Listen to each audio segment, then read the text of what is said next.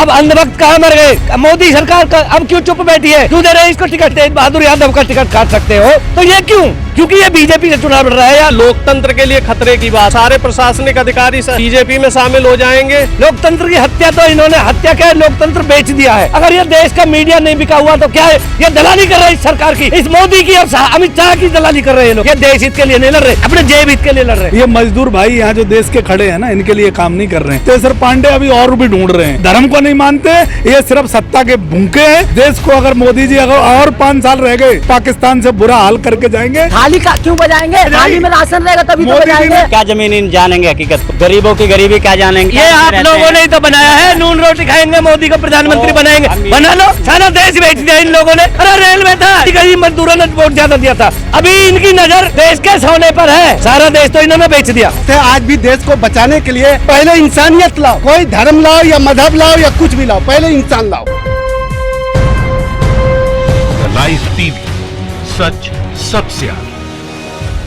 जिस तरीके से प्रशासनिक अधिकारी अब भारतीय जनता पार्टी ज्वाइन कर रहे हैं, तो इसको किस तरीके से देखते हैं आप? जो हमारे गुप्तेश्वर पांडे जी हैं, ये पहले भी 2009 में भी वो चुनाव लड़ने का उनका पहले भी ऐसा प्रयोजन था। उस समय इनकी बात नहीं बन पाई थी, इन्होंने अपना इस्तीफा दे दिया था।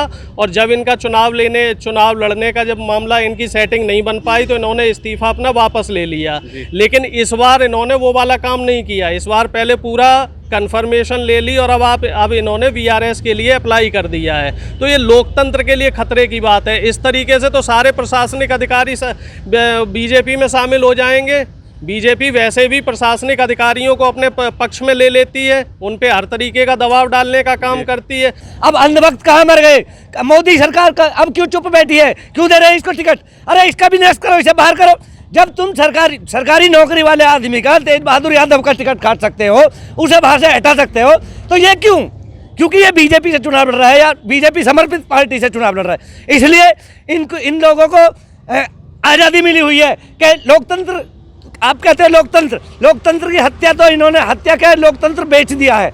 क्योंकि कल विधानसभा, लोकसभा, राज्यसभा का बहिष्कार किया है विपक्षी सभी सांसदों ने, लेकिन बहिष्कार उन्होंने वॉकआउट करते हुए भी इन लोगों ने अपने एक बिल के साथ 7 बिल पास किए हैं। कांग्रेस का इतना बड़ा धरना प्रदर्शन हुआ था कल दिल्ली में, एक भी मीडिया कर्मी ने या किसी ने भी न्यूज ना तो अखबार में किसी में, अगर ये देश का मीडिया नहीं बिका हुआ तो क्या है? ये दलाली कर रहे हैं इस सरकार की, इस मोदी की और अमित शाह की दलाली कर रहे हैं लोग। अब सरकार बनाने में, विधायक खरीदने में, वो कानून पास किया है तुमने किसान विरोधी, ये जनता विरोधी। इस कानून, काला कानून को देश सरकार को वापस लेना चाहिए। और ऐसे गद्दारों को, ये जो IAS PCS के जो मांग ले रहे हैं, अब जा रहे विधानसभा चुनाव लड़ने, ये देश हित के लिए नहीं लड़ रहे, ये अपने जेब हित के लिए लड़ रहे हैं। जनता जनार्दन सब देख रही है, पूरे देश को देख रही है क्या इस देश में घटना घट रही है दिन पर दिन। आपने देखा होगा पिछली बार बागपत से जो चुनाव लड़े हमारे सतपाल सिंह, वो भी कमिश्नर रहे बॉम्बे में, तो वो ना के यहाँ चुनाव लड़वा दिया। जो आदमी धरती पे नहीं रहा उसको क्या पता अगर एक गरीब की मजबूरी है, खेती किसान की मजबूरी क्या थी, कौन सी उन्होंने खेती की। बीजेपी में कोई गरीब का बच्चा, जो किसान का बेटा, किसी मजदूर के बेटा, कोई बीजेपी में आज दिन तक कोई नेता बना है, किसी को टिकट दिया है, किसी को चुनाव लड़ाया है? नहीं लड़ाएंगे, क्योंकि वो उद्योगपतियों, जब हम छोटे छोटे थे तो हम अपने पूर्वजों से ये सुनते थे कि बीजेपी उद्योगपतियों की पार्टी है। आज मैं ये देख रहा हूँ अपनी नज़र से, और इनको तरीके से जो काम कर रहे हैं, ये देश के 15 उद्योगपतियों के लिए काम कर रहे हैं। ये मजदूर भाई यहाँ जो देश के खड़े हैं ना, इनके लिए काम नहीं कर रहे हैं। गुप्तेश्वर पांडे अभी और भी ढूंढ रहे हैं। जैसे इन्होंने मंदिर का फैसला देने के बाद गोगोई को राज्यसभा बना दिया, कंगना राणावत को ये ला रहे हैं, लॉन्च कर रहे हैं, और भगवान श्री राम के नाम से चुनाव लड़ रहे हैं, और भगवान श्री कृष्ण को गालियां दिलवा रहे हैं बापू के माध्यम से, मुरारी बापू के माध्यम से और कंगना के माध्यम से। और ये किस भगवान को मानते हैं? ये सच में तो किसी भगवान को नहीं मानते, ये किसी धर्म को नहीं मानते, ये सिर्फ सत्ता के भूखे हैं। सत्ता इनके लिए महत्वपूर्ण रखती है, सत्ता से के लालची लोग हैं। और मोदी जी वो आदमी हैं कि इस देश को, अगर मोदी जी अगर और 5 साल रह गए तो इस देश को पाकिस्तान से बुरा हाल करके जाएंगे, ये मैं दावा करता हूँ। जो सरकार है ये गरीबों के लिए तो बिल्कुल कुछ नहीं कर रहा। पता क्यों? क्योंकि गरीब आज भी ऐसा हजारों माँ जो भूखे सोती है, आज भी ऐसा है ना जो भूखे सोता है घर में, बाल बच्चा उसके भूखे रहते हैं। आज मैं बोल रहा हूँ 15-20 दिन 1 महीना से घूम रहा हूँ, मेरे घर पे चल के देख लेना, गैस होगा ना, खाना होगा ना, चावल होगा ना, राशन होगा। क्यों? क्योंकि सरकार कुछ नहीं कर रही है गरीबों के लिए, और नेता सब नेता के लिए कर रहा है। सरकार को पता है क्या करना चाहिए देश में गरीबों के लिए, इसे पता नहीं पता मुझसे पूछ लेता गरीबों के लिए क्या डिमांड करते हो? मोदी जी से ये डिमांड कर रहे हैं कि मोदी जी क्या करेंगे, कुछ नहीं करेंगे। तो नेता को देख रहे कि हाँ भाई ले इतना रुपया, वहाँ छीड़ दे, अपना पकड़ ले। गरीबों को राशन सबको तुम्हें यार पता नहीं है, पाकिस्तान पे मोदी जी ने हमला करवा दिया, मोदी जी ने चाइना को पीछे धकेल दिया, राम मंदिर बनवा दिया। अरे सब बनवाए, लेकिन गरीबों के लिए क्या किया? अरे राम मंदिर बन गया है, राम मंदिर बना, जय श्री राम पूरे होंगे सारे काम, लेकिन काम भूखे रखे होंगे। वहीं रोटी मिलेगी, राम जी रोटी नहीं देंगे। तो भूखे रखे होंगे क्या? काम कर रहे तो लॉकडाउन में बैठा के 3 महीना पैसा नहीं दिया, उसके बाद 15 दिन हुआ काम से निकाल दिया। घर में किराया मालिक मांगता है किराया के लिए, तो मोदी सरकार तो बिल्कुल बेकार है। तुम्हें ये बताओ, तुमने थाली बजाई? थाली का क्यों बजाएंगे? थाली में राशन रहेगा तभी तो बजाएंगे। मोदी जी ने कहा था थाली बजाओ, थाली में राशन रहेगा तभी तो बजाएंगे। वो कह रहे थे खाली थाली बजाने अरे को बोला ऐसे था। करा, कोरोना भगा दे। कोरोना 30 दिन में खत्म होता, पता है कैसे खत्म होता? हम बता रहे कोरोना को।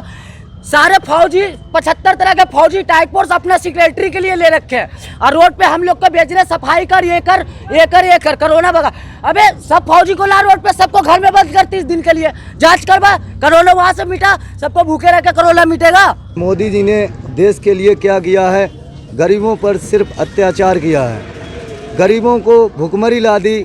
हमारी सपा सरकार में ऐसा था कि युवाओं के लिए रोजगार था, आज हमारी बीजेपी सरकार में युवा बेरोजगार घूम रहे हैं, रोडों पर घूम रहे हैं। युवाओं की मट्टी पलीत है, कहीं भी नौकरी नहीं है, कहीं कुछ नहीं है, मजदूरों को खाना नहीं, पैसा नहीं, कुछ भी नहीं, कोई ड्यूटी नहीं। जो बीजेपी सरकार है ये शुरू से ही उद्योगपतियों की पार्टी रही है, इसने कभी किसानों का भला नहीं चाहा, और ये जो है हमेशा नए ये लॉन्च करती हैं। एक तरीके से पहले सन्नी देओल को लॉन्च करा इन्होंने, उसके बाद यहाँ गौतम गंभीर जी जो बैट बॉल खेलते हैं, क्रिकेटर हैं, उन्हें लॉन्च कर दिया। हंसराज हंस एक सिंगर हैं, गायक हैं। तो ऐसे लोग अगर हमारे राजनीति में आएंगे, सांसद बनेंगे, विधायक बनेंगे, तो ये क्या ज़मीनी जानेंगे हकीकत को? गरीबों की गरीबी क्या जानेंगे? ये हमेशा एसी में रहे हैं, एसी में चले हैं। ये आप लोगों ने ही तो बनाया है। नून रोटी खाएंगे, मोदी को प्रधानमंत्री बनाएंगे, बना लो।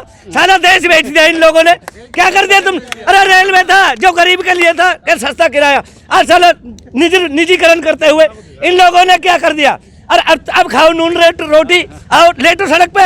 अब हत्या हो रही है, गरीब मजदूर की हो रही है। इन्हीं गरीब मजदूरों ने वोट ज्यादा दिया था, सबसे ज्यादा। 15 लाख आएंगे, ले लो 15 लाख, साला सब तुम्हारे घर और बेच के खा जाएगा कुछ दिन में। अभी इनकी